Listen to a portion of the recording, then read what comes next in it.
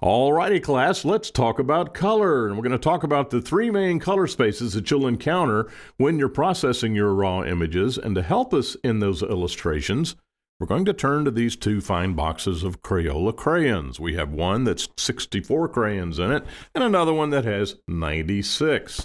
And if you'll think of the 64 box of crayons as the sRGB color space, and then if you'll think of the 96 count box of crayons as the Adobe RGB color space, and then I'm going to confuse you just a little more. If you take these two boxes and then combine them and take some of the colors, mix them together for still new colors, you'll have what's known as the ProPhoto RGB color space.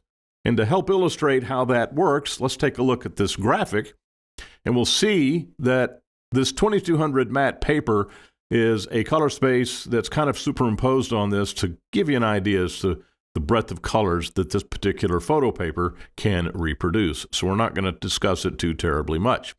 The sRGB color space is the smaller of the three. It was invented in the early 80s, late 70s as a way to kind of standardize the colors that a computer monitor could reflect at that point in time. Adobe RGB was invented in 1998 by, you guessed it, Adobe, as a way to allow software programs to process the breadth of colors that were coming in off of digital cameras that were becoming more and more prevalent. The ProPhoto RGB color space is huge, and it comprises almost about 85% of the visible light spectrum, as we can see here. This little egg-shaped thing that's sitting at the bottom of this triangle composite is represented as the visible light spectrum the human eye can pick up. Now, most color monitors these days, in fact, just about all color monitors, can capture and reflect the sRGB color space. In fact, it's the default color space whenever you convert something to a JPEG format.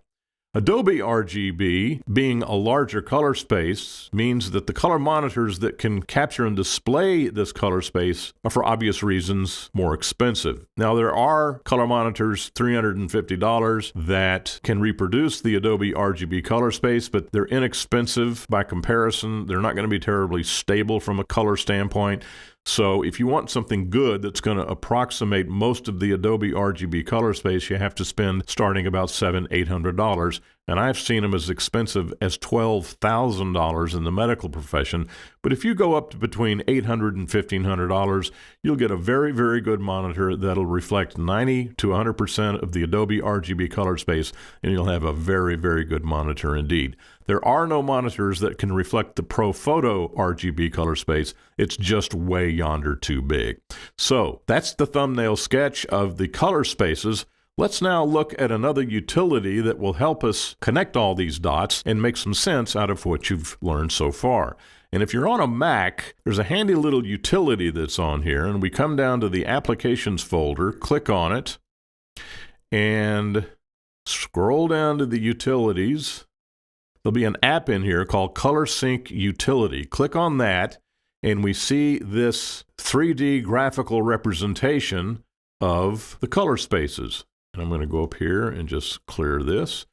And on the left, you'll see a list of all these different color spaces. And there are so many color spaces for so many different applications. Adobe put a very comprehensive list in here for this. Apple, I must say, rather than Adobe. But let's take a look at some of these just to get an idea as to what's in here.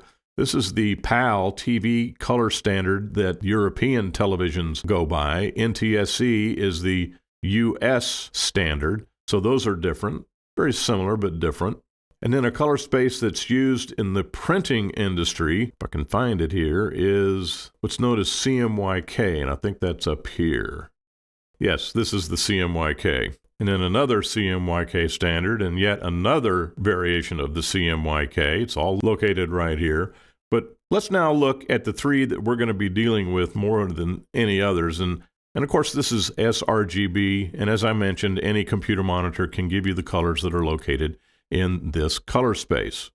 Now we're going to go up from there and go to Adobe RGB, and we can instantly see that it's physically larger. It carries more colors. So let's take this and hold it for comparison. We'll create a wireframe for reference, and then we'll take sRGB and compare the two.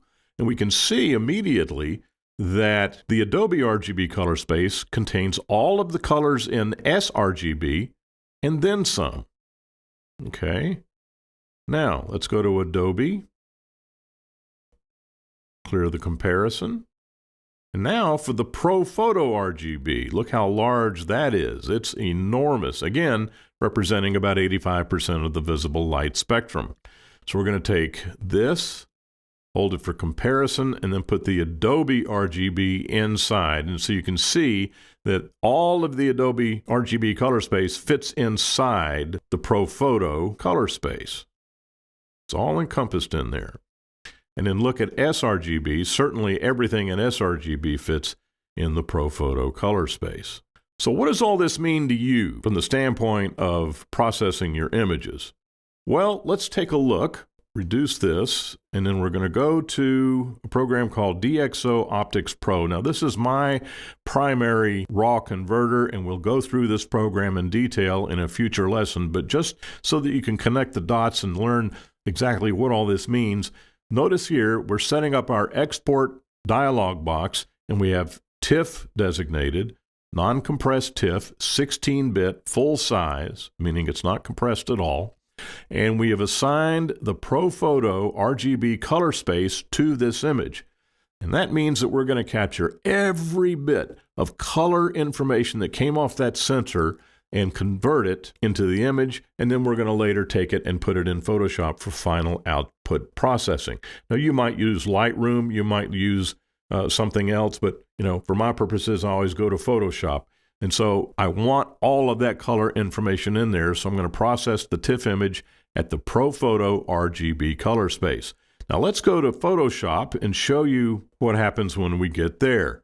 And I'll direct your attention to Edit, and then Color Settings, and the dialog box that comes up has a space called Working Spaces. And notice here that the working space, in other words, it's the space right here where the image is going to be processed. The working space is assigned at ProPhoto RGB, which means that we'll take the raw conversion to a TIFF into Photoshop with all of the color information that came off that sensor. Every little shred of color detail that came off that sensor is going to be included in that file, placed into Photoshop for final output processing. Now, since I have you here in this dialog box, I may as well direct your attention to the gray setting under Working Spaces, and just set this at gray gamma 2.2. Your black and white images will look a lot better if you'll do that.